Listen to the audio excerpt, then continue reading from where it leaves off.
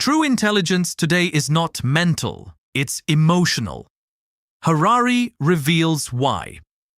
We have been measuring the wrong thing for a very long time. The tests, the grades, the IQ scores, the credentials, the metrics by which schools and employers and institutions have evaluated human worth for over a century have all been measuring some version of the same capacity. The ability to process information quickly, to hold logical structures in the mind, to reason from evidence to conclusion, to learn new systems efficiently. This capacity is real. It is valuable.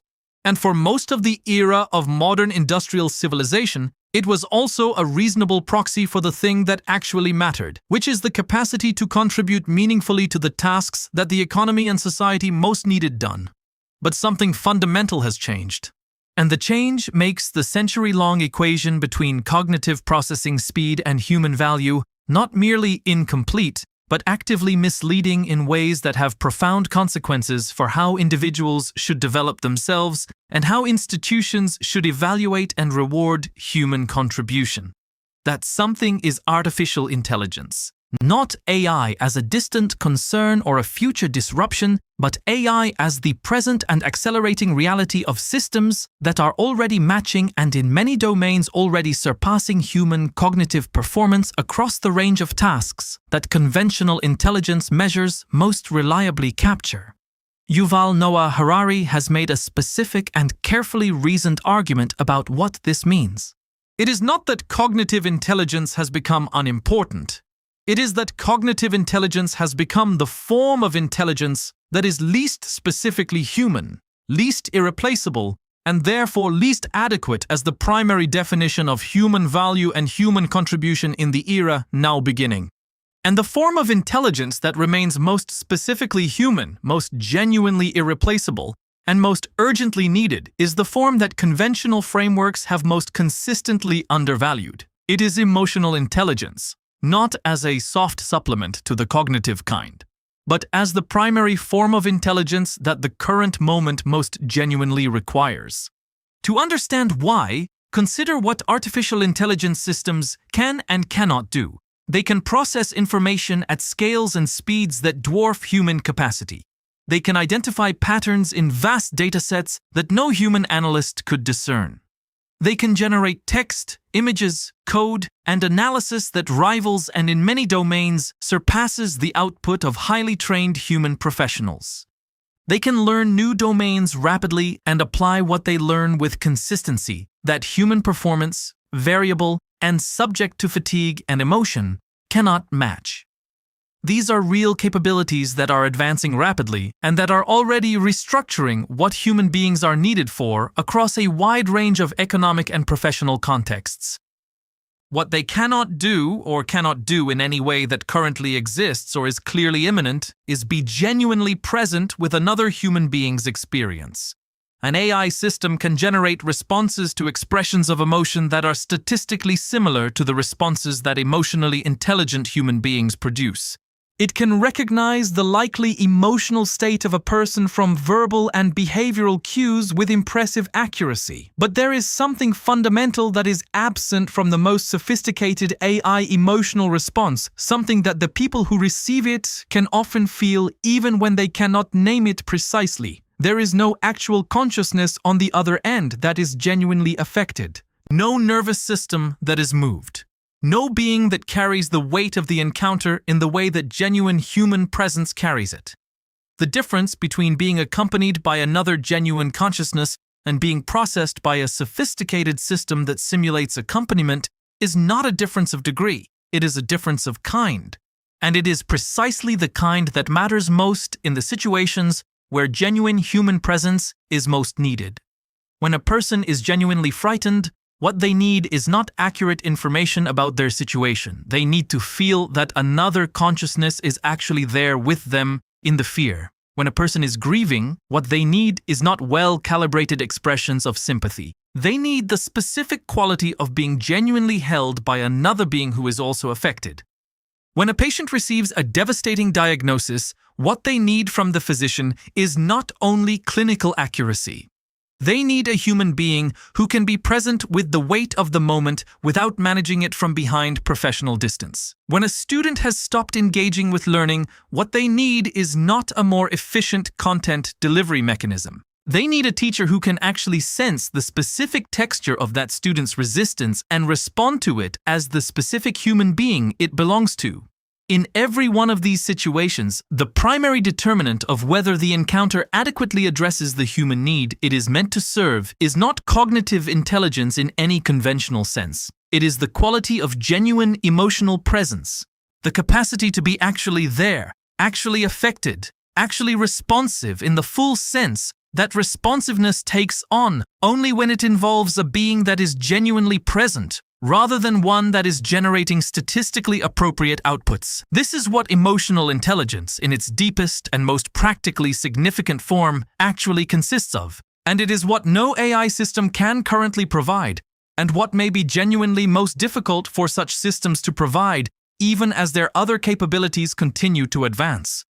Harari's historical perspective illuminates why emotional intelligence has been so systematically undervalued. The devaluation is not accidental or random. It has specific historical roots in the industrial economy and the specific forms of human capacity that industrial production most directly rewarded.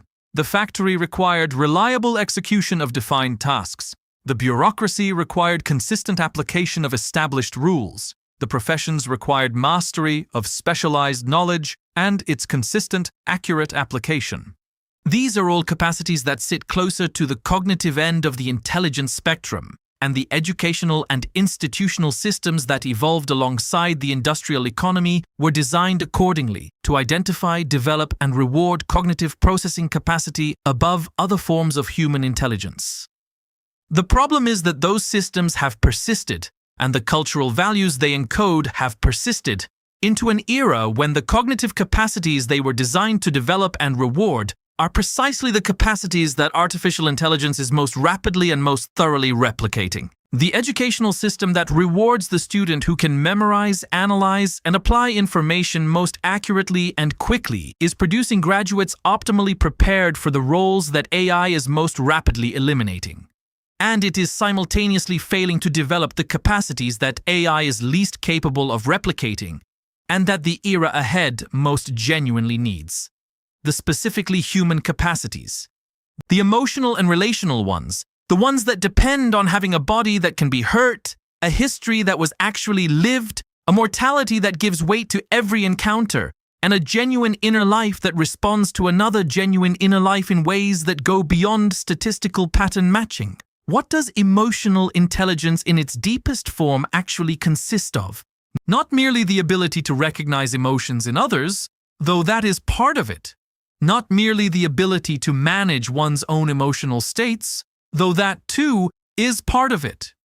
In its deepest and most practically significant expression, it is the capacity to be genuinely present with reality as it actually is, including the emotional reality of another person's experience without the distortions introduced by the need for the situation to be more comfortable than it is, more manageable than it is, more resolved than it is. It is the capacity to remain with what is difficult without fleeing into either false comfort or professional distance. It is the willingness to be actually affected by another person's reality rather than processing it from behind a glass. This capacity is far more difficult to develop than any cognitive skill. It is not developed primarily through instruction or study or deliberate practice in any conventional sense. It develops through specific kinds of encounter with difficulty, with loss, with the experience of one's own genuine vulnerability, with the sustained attention to another person's inner life that genuine care requires.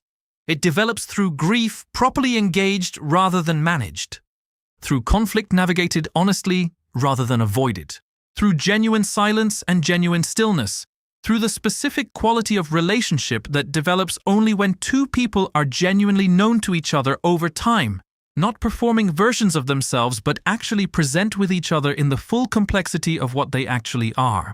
None of these developmental experiences are comfortable. None of them are efficiently producible through the kind of optimized, measurable, credential-generating processes that modern educational and professional systems are designed to run. They are produced by the slow, irreducibly messy, essentially human processes of living genuinely, relating honestly, and attending carefully to what is actually happening in the inner life and in the lives of the people who matter. In a culture that has become extraordinarily skilled at optimizing away discomfort and inefficiency, these experiences are among the most consistently devalued and most systematically avoided. And their devaluation is contributing in ways that the available metrics cannot easily capture to the specific emotional and relational impoverishment that characterizes the inner landscape of many otherwise prosperous contemporary lives. The practical implication for how individuals should think about their own development and their own preparation for the era ahead is specific and demanding. The investments most likely to matter for genuine human flourishing and genuine human relevance in the coming decades are not primarily investments in cognitive skill development or technical knowledge acquisition, though neither of those things is irrelevant. They are investments in the kinds of experience, practice, and relationship that develop genuine emotional presence in its deepest forms.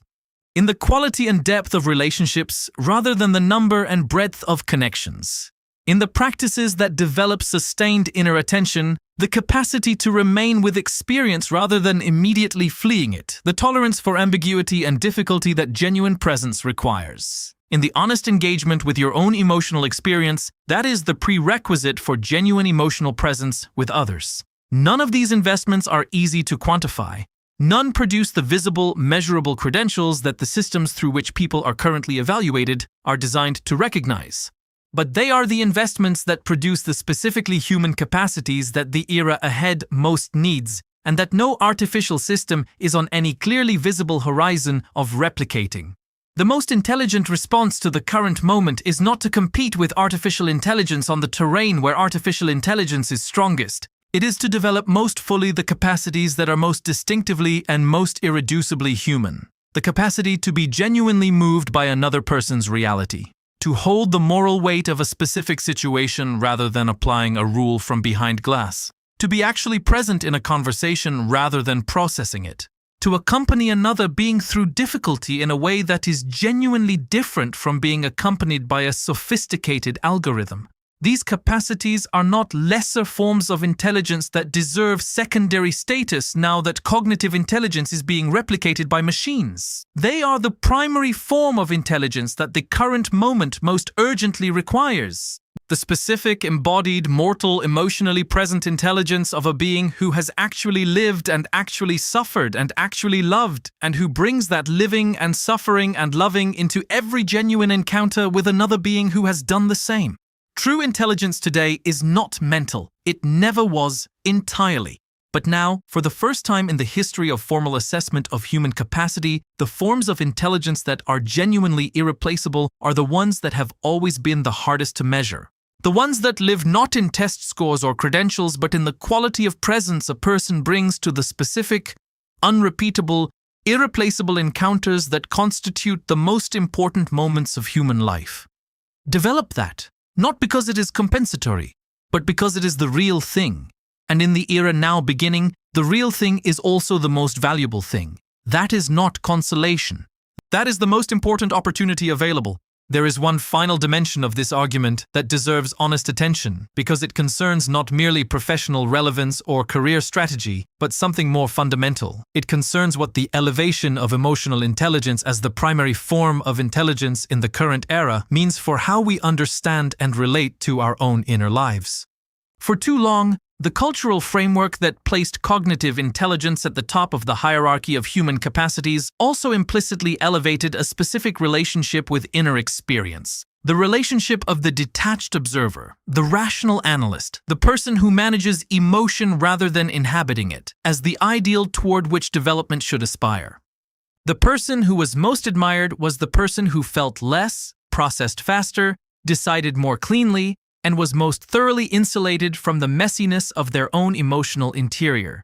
This ideal has produced specific and measurable damage. It has produced generations of people who are cognitively capable and emotionally underdeveloped in ways that affect not only their professional effectiveness, but the quality of their relationships, their capacity for genuine intimacy, their ability to navigate the inevitable difficulties of a human life with something resembling grace.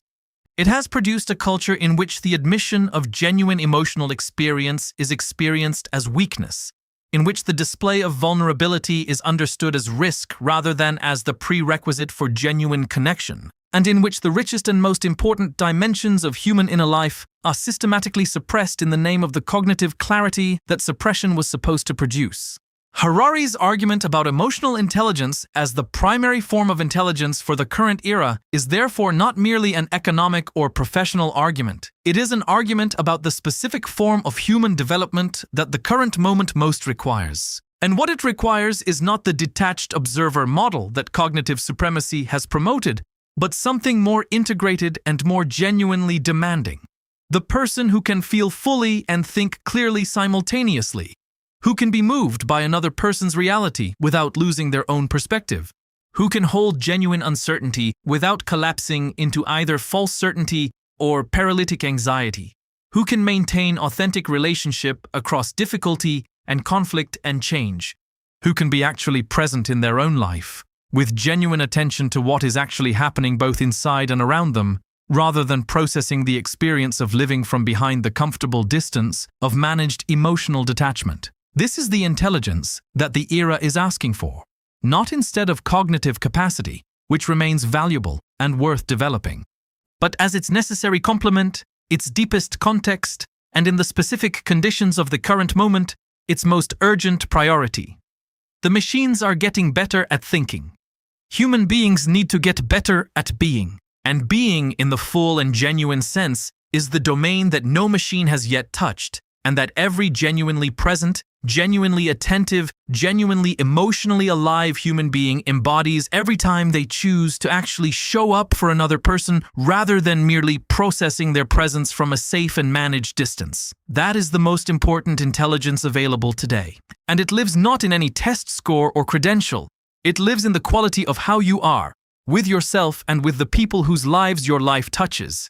Develop that. Everything else follows.